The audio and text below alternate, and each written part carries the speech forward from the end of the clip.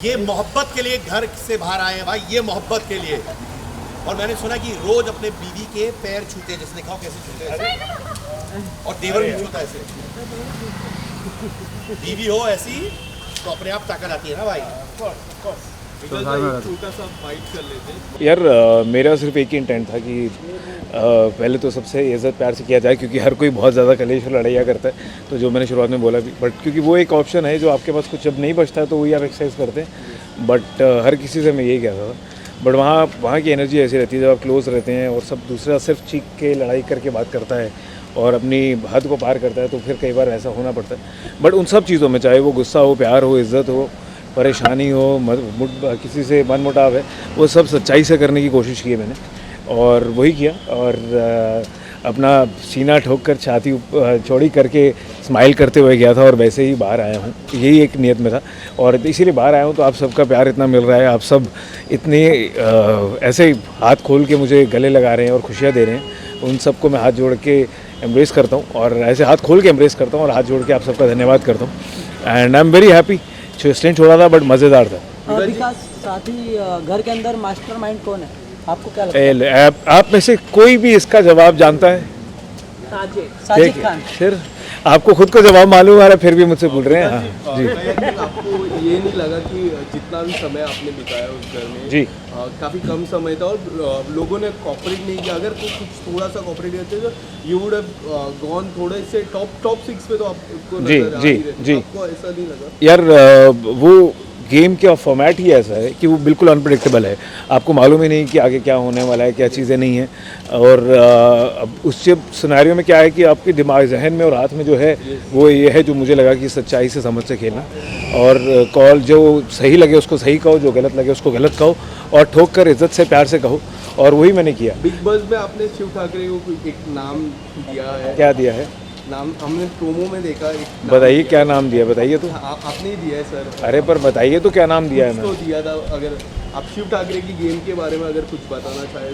देखिए, बहुत ही एक ये ना गेम है, to be honest.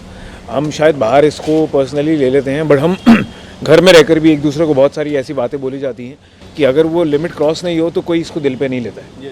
You know, आप एक दूसरे के साथ देखो, आप नॉमिनेट कर रहे हैं, इश्यूज़ हो रहे हैं, परेशानियाँ हो रही हैं, मनमुटाव हो रहे हैं, लड़ाइयाँ भी हो रही हैं, बट उसके बाद फिर बैठ के साथ में ही खाना खाते थे सारे। बट 31st की मैं बात करूँ, जब पार्टी थी जी घर पे, जी, जब शालीन और टीना फिर से नजदीक आए तो जी, लोग फिर वापस बिग बॉस में भी पूछा कि क्या लगता है, लोगों की राय ली, घर वालों की राय ली जी। उसमें आपकी क्या राय है? उसमें अगर आप कुछ बताना अब मेरी राय ये है उसमें सिर्फ कि यार, उनके रिश्ते में बहुत कन्फ्यूजन है। मेरे पास भी, मैंने भी बहुत कोशिश की उनका वो इज़्ज़त प्यार वो बनी रहे, और बीच में जो कन्फ्यूजन है वो हटी रहे, बट वो कन्फ्यूजन बरकरार रही। और आने के बाद अगर वो दिखा मुझे कि साथ में हुए हैं, तो वो क्या होगा वो मुझे नहीं पता, बट मुझे लगता है कि दोनों बहुत ही अलग तरह के इंसान हैं एक दूसरे के लिए, और वो घर से बाहर निकलेंगे तो समझ आएगा कि वो कितनों एक दूसरे के लिए कितने अच्छे हैं या नहीं हैं। क्योंकि जब बहुत सारी बातें ऐसी हैं, चाहते हैं वो करना जो कैमरा के सामने वह नहीं रह कर पाते हैं। और ये बात आई थिंक शालीन ने बोली भी थी कि उन्होंने एक डेट रखी है फिनाले के बाद, जब वो मिलेंगे बाहर और फिर से शुरुआत करेंगे और देखेंगे कि कैसा होता है। तो मैं भी वो देखना चाहता हूँ कि फिर वो कैसे अनवील होता है और कैसा रिश्ता बनता है। विकास, साथ ही जी, वो कनन ना, उसकी आवाज़ देखकर सुनते ही मुझे मज़ा आ जाता है। मुझे लगता है क्या मज़ेदार आवाज़ है, फुल पावर बंदा है, और फुल ऐसी ही फुल एनर्जी में चार्ज रहता है जैसे मैं रहता हूँ। तो मैं बहुत एक्साइटेड हूँ। मैं जा रहा हूँ कनन के पास, सिद्धार्थ के पास, उससे मिलने, हक करने और उसको इंटरव्यू देने। और आप देखते रहिए सिद्धार्थ भाई, एक सवाल।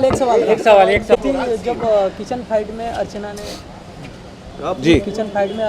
ने आपको कहा था कि आप बाप नहीं बन सकते, जी, उसके बारे में आपका क्या कहना है?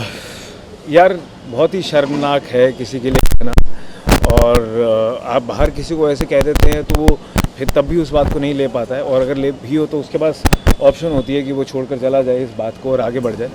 बट जब आप एक आइसोलेशन में एक घर के अंदर बंद रहते हैं, और आपने जिसके साथ कोशिश की हो कि ये सोचा हो कि यार उनके अंदर थोड़ी इंसानियत और सच्चाई है, डिस्पाइट कि वो सबसे लड़ते रहते हैं या आर्ग्यूमेंट करती रहती हैं, तो मैंने वो उस एक छोटे से मोमेंट में उनके साथ ये सच्चाई शेयर कर ली थी कि हमारे साथ ऐसा हुआ था। और उसके बावजूद भी अगर वो जब किसी से मनमुटाव हो तो वो उस बात को गंदगी में डुबो कर आपको फिर बदवा देती हैं, तो ऐसा लगता है कि यार ये इंसान निहायत ही घटिया और छोटी सोच रखती हैं। और इस बात पे मैं ऐसे इंसान के साथ एक भी मिनट नहीं बिताना चाहता हूँ। तो जबकि उसके बाद उन्होंने मुझे कहा कि नहीं मैं विश करूँगी, तो मुझे लगा कि यार आप इतना ज़्यादा गंदा कहती हैं, अगर आप उसके बाद किसी को सॉरी भी कहना चाहें ना तो उस पर आप पे विश्वास नहीं होता है, क्योंकि आप फिर मुड़ के दोबारा से कह देंगी तो आपके सॉरी का कुछ मायने ही नहीं रहते।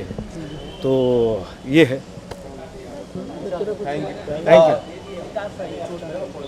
विकास जी, इसके अलावा एक आखिरी नए साल की शुरुआत होने वाली है और अंत में एक बड़ी घटना हुई तुनिशा शर्मा जी काफ़ी झटका लगा पूरी इंडस्ट्री को, आप उसके बारे में क्या कहना चाहोगे? देखिए, मैं जैसे ही मेरा एविक्शन हुआ था और मैं यूज्ड टू हो रहा था चीज़ों के और इंसानों के और एनवायरनमेंट का, तो वो पहला इंटरव्यू, पहली न्यूज़ थी जो मैंने देखी है टीवी पे, और बहुत ही शॉकिंग था। मुझे लगता था कि वो दिखने में बहुत ही प्यारी सी लड़की थी और अच्छा काम करती थी, और मुझे लगा यार what a waste of life. अब ये किसी को नहीं पता है कि क्या रीजंस रहे हैं उनके या क्या सर्कमस्टेंसेस थे जिनकी वजह से उन्होंने ये कदम उठाया, but I am very shocked कि यार, शॉक के साथ ना बुरा लगता है कि यार आपको क्या कहें, मतलब आप समझ ही नहीं आता कि यार आप क्या कह सकते हैं किसी के लिए ऐसे। बट सिर्फ ये कहना चाहूँगा कि हर किसी को, स्पेशली यूथ को, कि प्लीज़ एक ही ज़िंदगी है, उतार चढ़ाव ज़िंदगी में चलते रहते हैं, बहुतों की ज़िंदगी में बहुत सारी प्रॉब्लम्स होती हैं और जो इससे भी बहुत बड़ी बड़ी होती हैं। थोड़ा नज़रिया बड़ा रखिए और हिम्मत रखिए अपनी प्रॉब्लम से डील करने की, और अपने माँ बाप और अपनी फैमिली के साथ एकजुट होकर रहिए, क्योंकि जब आप वो रहेंगे, जो पेड़ अपनी नींव के साथ हमेशा स्ट्रॉन्ग रहता है वो नहीं गिरता है। तो प्लीज़ भरोसा कीजिए, अगर आपको लगता है कि आपके माँ बाप नहीं समझ रहे हैं आपको, या उनको आप नहीं समझाना चाह रहे हैं, या किसी भी और रीज़न से उनको दुख होगा, या वो भी at the end of it वो माँ बाप है। और अपने दोस्तों को पकड़िए जिनके ऊपर आपको विश्वास है, बट वो पकड़ के रखिए रिश्तों को, और आप कोई भी परेशानी हो उससे बाहर निकल सकते हैं। और प्लीज़ हाथ जोड़ के आप सबसे रिक्वेस्ट है, एक लाइफ है, साथ में रहिए, इज़्ज़त प्यार बना के रखिए। ये मैं आप सबसे भी चाहता हूँ, क्योंकि इतनी नेगेटिविटी है अराउंड कि लोगों को लगता है कि वो अकेले हो गए हैं और क्या मायने हैं और ऐसे लोगों के साथ नहीं रहना चाहिए। बट फिर भी ज़िंदगी खूबसूरत है, हम ढूंढते हैं तरीके और रीज़न्स कि उनको वो आउटलुक दे पाएँ ज़िंदगी की तरफ, और आप भी दीजिए और हिम्मत मत हारिए प्लीज़।